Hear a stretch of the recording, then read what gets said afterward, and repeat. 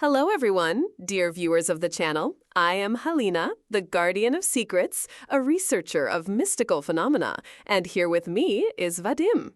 And always ready to peel back the layers of legend to see what lies beneath. Today, Helena, what ancient mysteries are we uncovering? Today, Vadim, we're diving into something very tangible yet incredibly elusive, the power of magic amulets in Ukrainian tradition.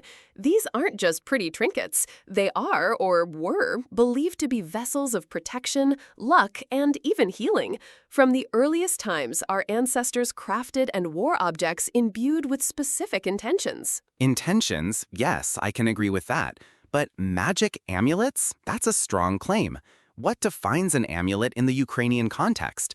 Is it simply any item meant to bring good fortune, or is there a specific ritual or belief that elevates it, say, a lucky penny? Absolutely. There's a profound difference. An amulet, or obereg as we call it, isn't just lucky. It's an object created with a specific purpose, often consecrated or blessed through ancient rites, and usually made from materials believed to possess inherent protective qualities. Think of the pisanka, our traditional Easter egg. Beyond its aesthetic beauty, each symbol painted on it was a prayer, a wish for fertility, health, or protection against evil forces.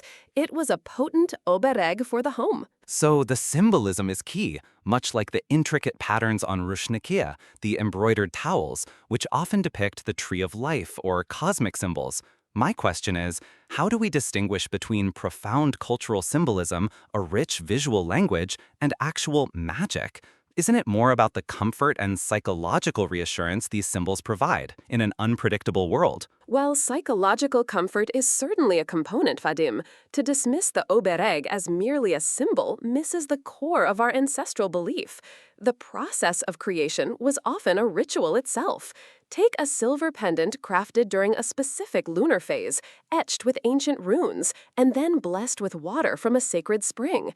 The intent of the creator, coupled with the inherent properties of the silver, believed to ward off evil, and the energy of the spring were thought to infuse it with true power. It wasn't just a pretty piece of metal, it was a shield. And from a historical perspective, we can see how valuable metals like silver or rare stones would naturally be seen as powerful. They were scarce, durable, and reflected light, making them visually striking. It's a logical step for an agrarian society, constantly at the mercy of nature, to attribute supernatural agency to things they couldn't otherwise explain or control. The placebo effect, too, can be remarkably powerful.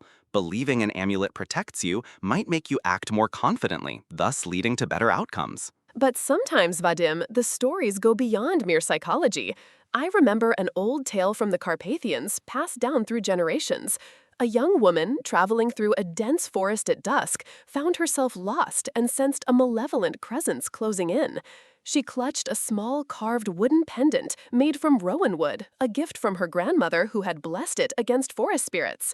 As the unseen force grew stronger, the pendant in her hand reportedly grew warm, almost burning, and emitted a faint pulsing light. The presence recoiled, and she found her way back to the path.